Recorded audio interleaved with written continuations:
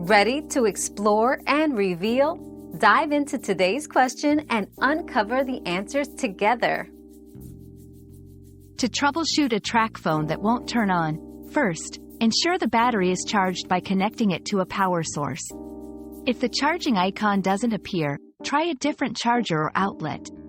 Perform a soft reset by holding the power button for 10 to 15 seconds. Check the battery and SIM card, ensuring they are properly seated.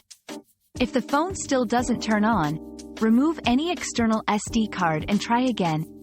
Consider reaching out to TracFone support if these steps don't resolve the issue. We've quenched today's curiosity, but there's always more to learn. Keep the curiosity alive by subscribing and joining us for our next adventure.